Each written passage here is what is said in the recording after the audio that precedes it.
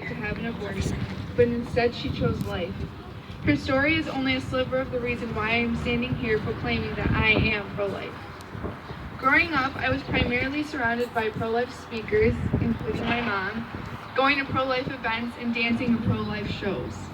But a time came where I had to think for myself and decide if being pro-life was actually true or if I was being blinded by the truth. I went through a few steps and questions on my own to critically think through both sides and decide which makes sense and which lines up with Scripture. First, I made sure not to let my friends and teachers and mom influence me. Growing up in a postmodern world, it makes it easy to bandwagon off of everyone else.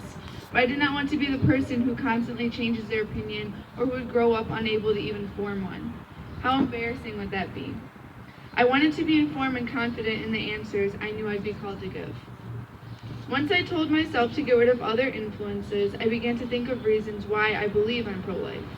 The first thing that always pops into my head is ultrasounds. It is clear to see a living, breathing soul in the mother's womb. There is no ifs, ands, or buts, and I always thought about how once a baby begins to form, no one questions when it is considered a baby. No one asks, has it reached the point of conception to call it a baby yet?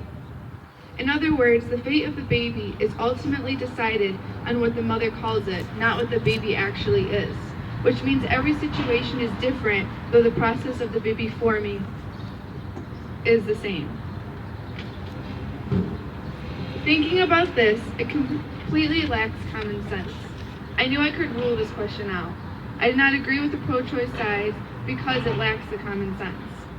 Then I thought about Scripture. Well, not just Scripture, but also talking to God. I wanted to go deeper than just knowing God knew me before I was formed in my mother's womb.